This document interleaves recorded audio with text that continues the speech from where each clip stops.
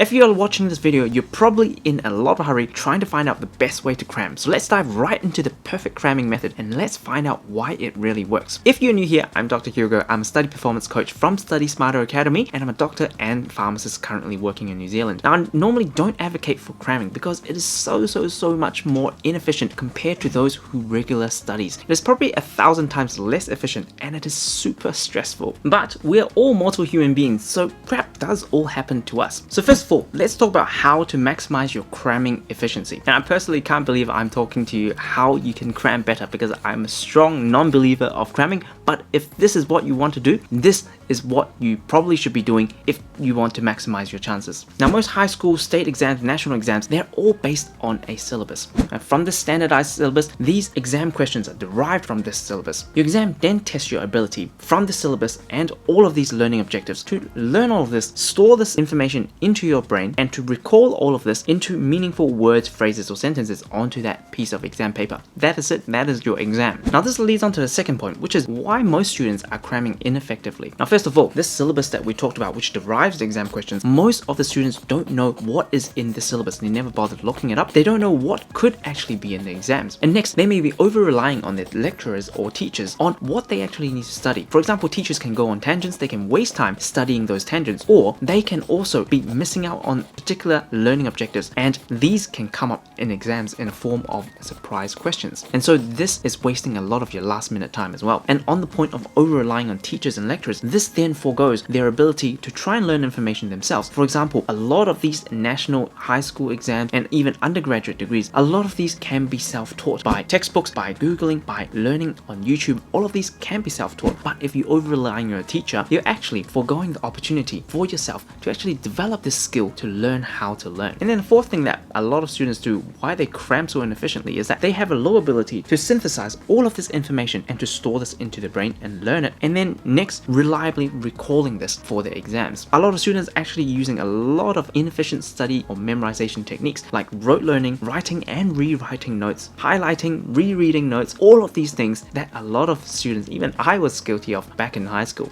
So what you should really be focusing on is this part, which is what I call the Google Maps method. So imagine on this map, you want to get from point A to point B. And this is the most busy downtown, heaps of intersections and heaps of traffic lights. You want to speed across everything. But if it's red light, that means that if you run the intersection, you're gonna crash and die. So you can't do this. What should you really be doing? Now, first step, of course, is to find your road map. If you don't know you need to go from point A to point B, you're completely lost. This meaning talking about your syllabus, because your syllabus is these learning objectives that are eventually going to translate to your exam questions. You need to know exactly what's going to be in the exams in order to cram well. And this works well for most national and state exams. Make sure you Google your exam, find your syllabus, either print it out or translate that over to an Excel document, and you have done your subject scoping in a moment. Now, this syllabus that you print out is now your roadmap to success, which then leads on to step number 2, which is taking a traffic light snapshot. So in order to speed through all of these intersections, you need to make sure that you know which of these lights are red and green, because if it is red, if you rush past it, you're gonna die. So you need to make sure you know which of these are green and which of these are red and which of these are amber or yellow. So traffic light snapshot meaning taking now your syllabus and your learning objectives, make sure you test yourself from top to bottom without any resources. So close all the books and resources that you have and just test yourselves on each and every single one of these learning objectives. Then you have a traffic light snapshot. I'm going to represent this on the page now. So you are either going to have really good knowledge, that would be green, so you're able to answer this without any reference to any material, so you're already able to recall information from your brain to answer those questions. If you are able to answer it a little bit, then you're going to put amber or yellow. And if you're completely not able to, or only able to recall only a little bit of information to answer that learning objective, you're going to color that red. So now you have a good snapshot of all the traffic lights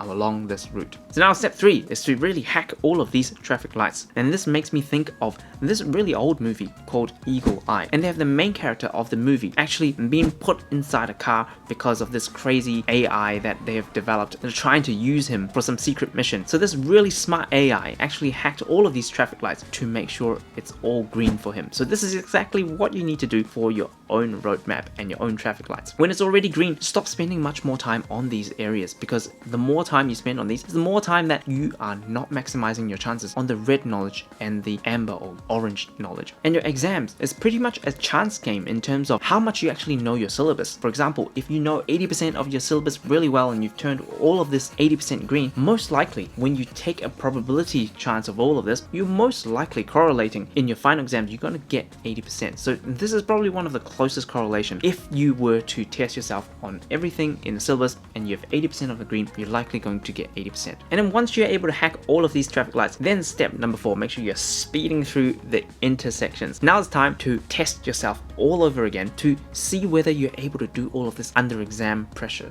And make sure before you go into the exams, make sure you know your exam pace, meaning how many marks per how many minutes. This is very vital. For example, if there is 100 minutes and there's 100 marks, for a 5-mark question, don't spend more than 5 minutes going through this question. Once you spend 5 minutes, that's it. Come back later if you have time, so you don't forego all the maybe easy questions in the end. And then step number 5 is, after the exams, make sure you repeat step number 1 to 4 next semester using more time. Basically, become a regular studier so you have much less stress and you're able to focus much better and have more information to process all of this information. So this is what I truly advocate inside Study Smart Academy with my students. So if you do need help implementing any good study habits and have an amazing community for you to support you around, and also have an amazing accountability program that I developed, make sure to join us down the link below. So I'm going to do a follow-up video on trying to convince those crammers out there why cramming isn't in your best interest. Now, I hope this video has been helpful for you. Make sure to like and subscribe, and I look forward to seeing you in the next one.